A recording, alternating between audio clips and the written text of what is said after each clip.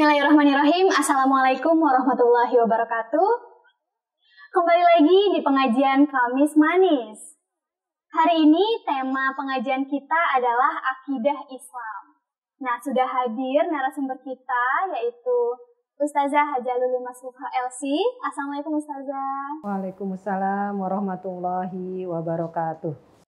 Dan saya Syifa Aulia sebagai host yang akan memandu acara ini dari awal sampai akhir. Seperti tema yang sudah kita jabarkan tadi, yaitu akidah Islam. Nah, langsung saja kita tanyakan kepada Ustazah Lulu, apa sih akidah Islam itu? Bismillahirrahmanirrahim. Assalamualaikum warahmatullahi wabarakatuh. Alhamdulillahi rabbil alamin, wabihi nasta'in ala umurid dunya waddin. Wassalatu wassalamu ala ashrafil anbiya'i wal mursalin wa ala alihi wa sahbihi ajma'in, amma ba'du. Alhamdulillah, kita kembali bersama di acara Kamis Manis yang diadakan oleh Majlis Taklim Nisaul Jannah Gelora.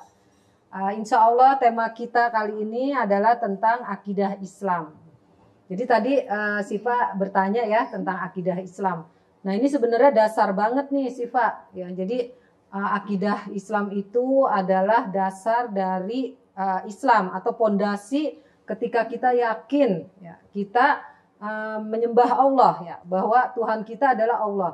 Jadi yang namanya keyakinan itu bukan hanya di lisan, bukan hanya disebutkan saya yakin kepada Allah ya, kemudian saya percaya kepada Allah ya. Nah, tapi yang sesungguhnya keyakinan itu adalah harus dibuktikan baik dengan hati ataupun dengan perbuatan. Ya, jadi pondasinya ibarat tumbuhan itu, iman itu atau akidah itu adalah akarnya. Kemudian dari akar yang bagus akan tumbuh pohon-pohon atau ranting-ranting atau daun-daun bahkan buah dan bunga yang bagus. Ya, nah itulah akidah Islam. Jadi akidah itu adalah akarnya. Kalau akarnya buruk, artinya keyakinannya buruk ya akidahnya. Akidah itu kan akidah, keyakinan. Kalau keyakinannya buruk, artinya keyakinannya kurang atau bahkan tidak beriman ya. Kalau tidak akidahnya bukan Islam itu berarti non Muslim. Dia nggak yakin kepada Allah ya. Nah kalau yang yakin kepada Allah pun akidah Islam itulah yang dikatakan keyakinan kepada Allah. Jadi akidah Islam itu bagaimana kita yakin bahwa Islamlah agama kita yang sesungguhnya. Islamlah jalan hidup kita. Islamlah tujuan bahwa kita menyembah Allah itu telah ditentukan oleh syariat Islam. Nah itulah akidah ya. Yaitu keyakinan bahwa Allah lah satu-satunya yang kita sembah yang tidak boleh diserupai atau ditandingi oleh apapun. Itulah akidah Islam. Oke, baik. Jadi sebenarnya apa sih fungsi dan peran akidah Islam di dalam diri kita sendiri dan pastinya untuk penerapannya di kehidupan sehari-hari? Ya, jadi ketika kita punya akidah yang kuat, ya keyakinan yang kuat, ini contohnya begini sih Pak. Ketika mungkin kita ada ujian, musibah ya, kita kecewa nggak sama Allah? Itulah bentuk keyakinan. Kita tetap yakin nggak bahwa Allah itu maha baik, Allah itu maha adil, Allah itu maha menyayangi kita. Nah itu sebenarnya keyakinan yang sesungguhnya. Ya, jadi bukan hanya kita ucapkan Allahu Akbar, Allah maha besar. Tapi ketika kita ditimpa masalah, kita merasa, oh kok masalah ini besar banget, saya nggak mampu, saya nggak kuat. Berarti yang paling besar pada saat itu adalah masalah. Padahal Allah maha besar itu adalah bahwa Allah lebih besar dari masalah kita. Artinya Allah maha menyelesaikan masalah kita. Allah maha memberikan solusi, Allah maha adil dengan memberikan masalah ini kepada kita. Jadi kita nggak pernah akan kecewa. Artinya kita merasa bahwa Allah sangat dekat kepada kita, Allah sangat sayang kepada kita, sehingga kita akan merasa bahwa hidup kita ini berarti dan hidup kita ini sebenarnya hidup yang paling bahagia yang diberikan Allah kepada kita. Saya mau tahu nih, contoh di dalam kehidupan sehari-hari itu apa aja sih dalam penerapan si akidah Islamnya ini?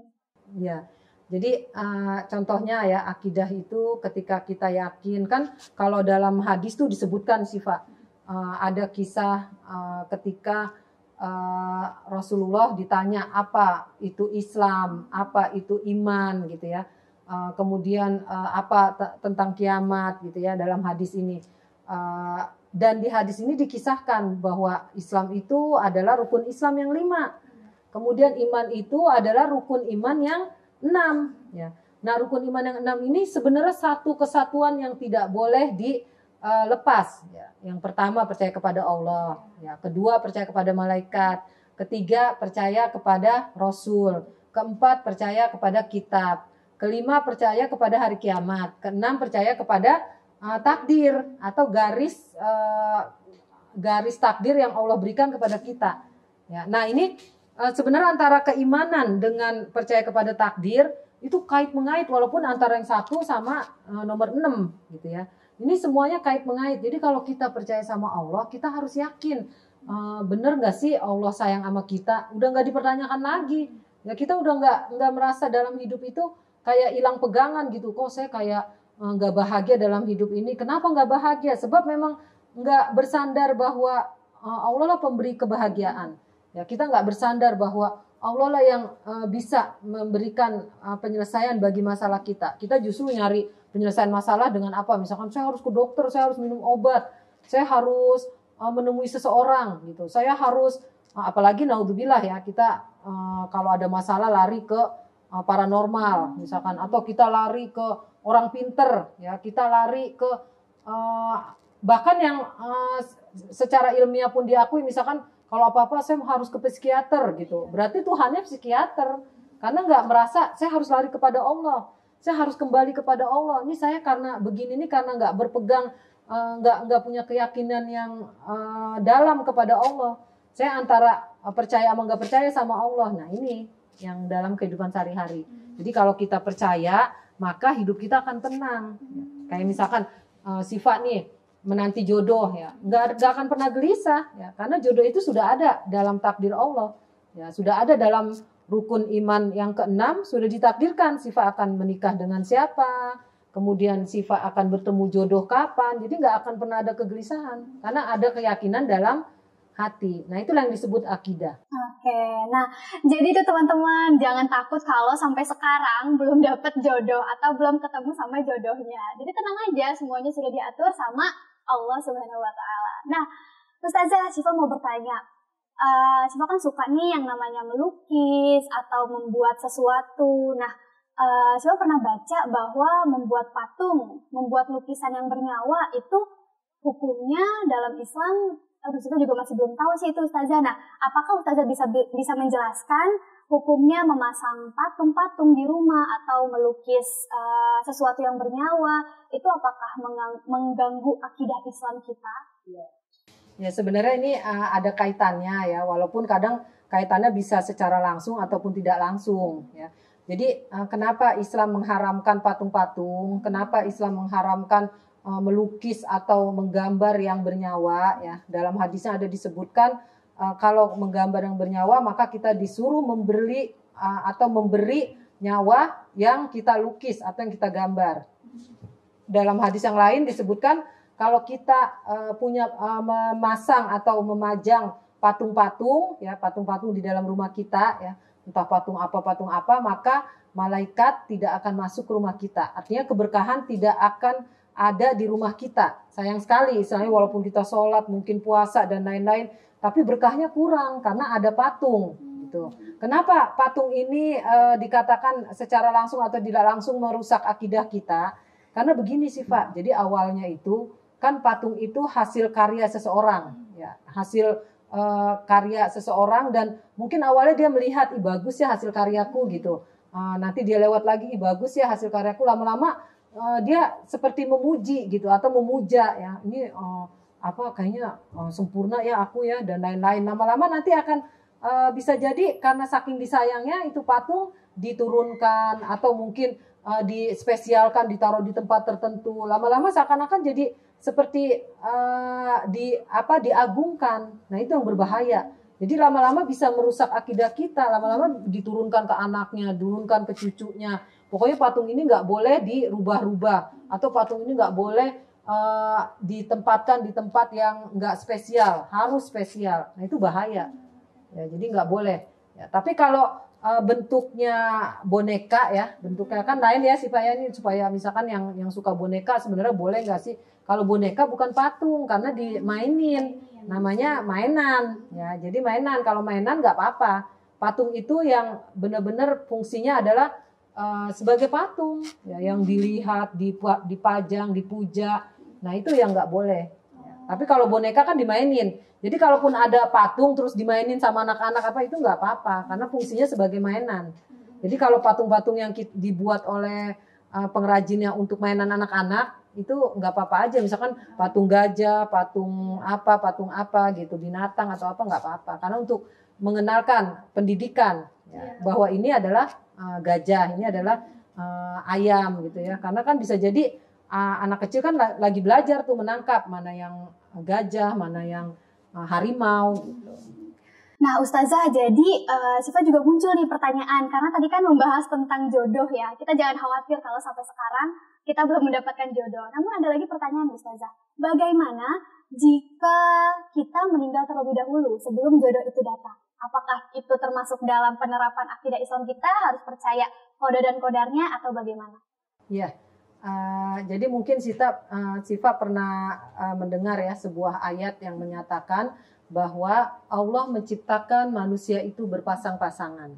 Ya, jadi memang benar dan bahkan bukannya manusia aja, makhluk hidup semuanya diciptakan Allah berpasang-pasangan. Ya, binatang diciptakan Allah berpasang-pasangan, tumbuhan berpasang-pasangan. Ya. Cuma kita nggak tahu kan dunia tumbuhan mana yang betina, mana yang jantan. Tapi kalau yang biasa berinteraksi dengan tumbuhan tahu. Makanya ada yang ini tumbuhan jantan nih sebab berbuah tumbuhan betina nih sebab berbuah terus. Ini yang ini jantan nih nggak berbuah gitu. Ya jadi sebenarnya kita diciptakan itu berpasang-pasangan. Nah ada yang diciptakan berpasangan di dunia, ada yang diciptakan nanti di akhirat. Ya jadi nanti kalau yang keburu meninggal sebelum dapat jodoh itu sudah pasti akan dapat jodoh di akhirat. Dan bahkan bisa jadi jodohnya di akhirat ini lebih baik dari jodoh yang ada di dunia. Ya, contohnya gini sih Pak, Nabi Nuh ya. Nabi Nuh itu kan istrinya durhaka, istrinya nggak taat kepada Nabi Nuh, bahkan murtad, nggak mau mengikuti Nabi Nuh. Ya, kira-kira nanti Nabi Nuh di surga berpasangan nggak? Kan nggak ketemu sama istrinya kan? Istrinya di neraka karena nggak mau ngikutin Nabi Nuh. Nggak mau beriman sama Allah, sementara Nabi Nuh di surga. Nah, Nabi Nuh akan digantikan oleh manusia lain. Kan kita nggak tahu nih, belum tahu istri Nabi Nuh siapa. Siapa tahu yang mungkin wafat ya, diwafatkan sebelum nikahnya, tahu kita oh itu istri Nabi Nuh gitu. Bisa jadi pada zamannya itu terserah Allah. Ya, kemudian Nabi Lut ya, istrinya juga durhaka gitu. Nah, kemudian seperti Asia istri Firaun. Nanti di akhirat itu Asia nggak akan ketemu Firaun. Firaun di mana sih Pak? Di neraka. Iya, artinya Asia kan di surga. Asia di surga ya. Asia ada pasangannya nggak? Ada. Nah bisa jadi pasangannya adalah pemuda-pemuda yang sebelum nikah sudah wafat ya. Atau syahid di medan perang, syahid fisabilillah, jihad gitu. Ya, jadi seperti itu. Jadi memang pasti kita berpasang-pasangan ya. Jadi walaupun nanti mungkin nggak kesampaian di dunia, kita pasti punya pasangan nanti di akhirat. Jadi teman-teman jangan khawatir, tetap aja Allah sudah mengatur sedemikian rupa yang terbaik untuk hambanya. Nah, pertanyaan yang terakhir Ustazah, Syifa penasaran banget karena Syifa terjun di pendidikan anak usia dini. Anak usia dini sama seperti akidah Islam. Jadi dia adalah akar dari sebuah pohon. Jika akarnya kuat, maka pohon, daun, ranting, dan sebagainya itu pasti akan lebat, pasti akan bagus. Nah, jadi akidah Islam ini sangat penting. Nah, pasti kalau sangat penting ini harus ditanamkan sejak dini, sejak kecil. Nah, Syifa mau minta pendapat dari Ustazah yang memiliki anak banyak, bagaimana penerapan dalam menanamkan akidah Islam ini untuk anak-anaknya sejak dini? Iya. Jadi memang ini bukan masalah yang remeh-temeh ya Syifa ya. Ustazah menjalani kehidupan rumah tangga sekitar 27 tahun. Ya, dan itu dari anak ke-1 sampai ke-8 berliku-liku. Artinya ada yang kelihatannya dari kecil itu emang akidahnya lurus gitu. Ada yang ini anaknya sepertinya kesana kemari belok-belok gitu ya. Tapi kan tetap pendidikannya dari kecil itu sama, Ustazah, tanamkan akidah. Ya, bagaimana cara menanamkannya? Ya, seperti misalkan kita selalu, misalkan gini, kita nggak bisa beli ini ya, nggak apa-apa, nanti juga dikasih sama Allah gitu. Ya, misalkan kok kita rumahnya nggak seperti temen aku, rumahnya besar, nggak apa-apa, alhamdulillah dikasih sama Allah. Jadi diajarkan kalimat-kalimat thayyibah, ya, alhamdulillah, terus kok bisa sih laut luas kayak gitu? Iya, ini tanda kebesaran Allah. Jadi selalu mengaitkan kisah-kisah yang dia tanya itu dengan iya, ini pasti dari Allah gitu. Misalkan dia bahagia ya, alhamdulillah aku dapat ini. Iya, pertama disebutkan dulu alhamdulillah. Habis itu baru bilang terima kasih gitu. Jadi dari awal kaitkan dulu atau istilahnya diklikkan dulu dengan Allah. Segala sesuatu itu dari Allah. Nanti setelah itu baru kepada manusia gitu. Jadi kalau menerima sesuatu hadiah atau apa, bilang apa? Alhamdulillah. Baru setelah itu bilang apa ke orangnya? Makasih gitu.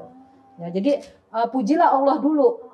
Pujilah Allah dulu. Kayak misalkan aku sedih meninggal gini-gini. Emang orang harus meninggal ya kalau yang kecil-kecil gitu.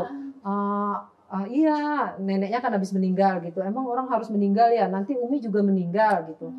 Iya, Umi pun akan meninggal gitu. Semuanya akan kembali kepada Allah. Tapi itu tanda sayangnya Allah. Coba kalau orang sampai tua, kasihan gak bisa makan, gak bisa ini. Kan kita kasih tahu contoh yang udah pikun dan lain-lain gitu. Jadi dia dikaitkan bahwa Allah tuh maha baik. Justru Allah itu mewafatkan seseorang itulah kebaikan Allah gitu. Jadi semuanya dikaitkan kepada Allah. Inilah cara penanaman akidah ya, melalui cerita, melalui ungkapan-ungkapan terima kasih dan lain-lain. Oh iya, Ustazah, jadi membahas tentang anak, ternyata masih ada pertanyaan lagi nih yang sangat sedang trending saat ini atau sedang viral saat ini di dunia wanita atau muslimah. Nah, saat ini banyak banget wanita atau muslimah yang memiliki pendapat ingin tidak memiliki anak atau child free. Nah, di situ itu mereka menganggap bahwa anak adalah sebuah titipan yang harus mereka jaga dan mereka takut jika diberikan anak dia tidak bisa menjaganya. Sedangkan menurut Syifa, saya mau memberikan pendapat nggak apa-apa, harus aja. Jika tidak memiliki anak, dari mana lagi kita akan mendapatkan surga? Dari mana lagi kita akan masuk surga lewat mana gitu? Jadi dari kebaikan Syifa, ibadah Syifa itu sepertinya belum cukup untuk mendapatkan surganya Allah. Jadi lewat jalur mana lagi yang akan kita tempuh jika ingin memasuki surga jika tidak melalui jalur menjadi seorang ibu. Nah, menurut Ustazah, bagaimana tanggapan tentang wanita muslimah yang tidak mau memiliki anak dengan alasan yang pasti pribadi juga? Iya, jadi ini sebenarnya alasan yang sepertinya agak dibuat-buat ya. Artinya begini, tidak mau punya anak khawatir karena tidak amanah. Tidak amanah atau nanti tidak mampu, kasihan anaknya. Mendingan kita merasa bahwa kalau emang nggak mampu ya jangan punya anak gitu. Kita tahu dari mana bahwa kita mampu tidak mampu kalau kita tidak mencoba. Ya, artinya kan Allah memberikan kita kehidupan di dunia ini adalah disuruh kita untuk berpikir. Ya, kita menjadi khalifah di muka bumi ini. Ya, menjadi khalifah itu adalah memimpin, berpikir, menaklukkan. Jadi istilahnya bagaimana kita bisa tahu kita bisa atau tidak mendidik anak kalau kita tidak mencoba untuk mempunyai anak. Ini kadang alasan yang dibuat-buat ya, karena mungkin nggak mau, konsekuensinya berat punya anak. Ya, konsekuensinya harus, uangnya juga harus berbagi sama anak, kebahagiaannya harus berbagi, terutama kebahagiaan. Karena ibaratnya seorang ibu itu sumber kebahagiaan buat anaknya. Ya, orang tua itu sumber kebahagiaan buat anaknya. Kalau orang tua tidak mempunyai rasa bahagia, maka dia tidak akan pernah bisa memberikan bahagia untuk anak-anaknya. Ya, jadi artinya berarti nih orang yang nggak mau punya anak itu memang meragukan dia bahagia atau enggak, karena dia ada rasa ketakutan. Ya, rasa ketakutan ini aja sebenarnya sudah penyakit, kecemasan, penyakit akidah ya. Kan kita sudah pernah membahas di pengajian sebelumnya. Ya, Rasul bersabda, la takhaf wa la tahzan innallaha ma'ana. Jangan engkau takut dan jangan engkau sedih ya, karena Allah bersama kita. Jadi sebenarnya selama kita bersama Allah nggak ada yang perlu ditakutkan. Selama Allah melindungi kita, dan Allah memang berjanji akan selalu melindungi kita. Allah nggak akan pernah meninggalkan hambanya sedikit pun, sedetik pun, nggak akan pernah. Ya, kitanya aja yang merasa emang nggak deket sama Allah, ditinggalkan Allah, kecewa sama Allah, itu perasaan sepihak dari hambanya. Nah, inilah tugas kita menguatkan akidah kita agar kita selalu merasa dekat kepada Allah, agar kita selalu merasa Allah sayang kita. Itu perlu diperjuangkan, nggak bisa hadir dengan sendirinya. Allah sayang sama kita, enggak, justru harus diperjuangkan, harus diyakinkan. Kayak gini, Siva, mungkin Siva belum merasakan ya. Suami istri kadang aja masih meragukan, bener gak sih suaminya cinta sama istrinya, bener gak sih istrinya cinta sama suaminya. Ya itu perlu diperjuangkan bahwa bener kok suami saya cinta, istrinya juga harus berjuang, bener kok suaminya cinta, bener kok istrinya cinta. Apalagi cinta kepada Allah, itu harus diperjuangkan. Nah, ini yang nanti kaitannya adalah dengan akidah. Ya, akidah, jadi kalau akidah kita baik, maka hidup kita akan bahagia, akan tenang. Karena nggak ada masalah. Nah, seperti Siva, bener nggak sih pemikiran Siva pengen punya anak? Bener banget. Ya, karena sebenarnya tujuan Allah menciptakan manusia ini ya supaya melahirkan keturunan. Kalau nggak ada, habis generasi manusia. Ya, habis, punah gitu. Ibaratnya, makanya kenapa ada hewan punah perlu dilindungi. Manusia pun kalau nggak punya Al-Quran dengan hadis mungkin bisa punah. Tapi karena Al-Quran dan hadis menuntun manusia untuk menikah itu sunnah, Siva. Jadi kalau yang nggak mempercayai menikah itu sunnah, maka dia bukan umat Rasul, nggak akan diakui oleh Rasul. Baik, nah teman-teman, jadi kita tahu bahwa akidah Islam itu ternyata penting sekali diterapkan dalam kehidupan sehari-hari, bahkan sejak anak usia dini. Nah, sebenarnya masih banyak banget ya pertanyaan tentang akidah Islam ini, namun insya Allah pertanyaan tadi dan penjelasan yang sudah diberikan oleh narasumber kita, Ustazah Lulu, sudah mewakili pertanyaan teman-teman tentang akidah Islam dan dapat membuka wawasan lebih banyak lagi tentang akidah Islam ini. Terima kasih Ustazah atas nasihat dan juga materi yang telah diberikan. Nah, saya Syifa Aulia pamit undur diri. Terima kasih telah menonton kajian Kamis Manis ini. Sampai jumpa di kajian berikutnya. Kurang lebihnya mohon dimaafkan. Wabillahi taufiq wal hidayah. Wassalamualaikum warahmatullahi wabarakatuh. Waalaikumsalam warahmatullahi wabarakatuh.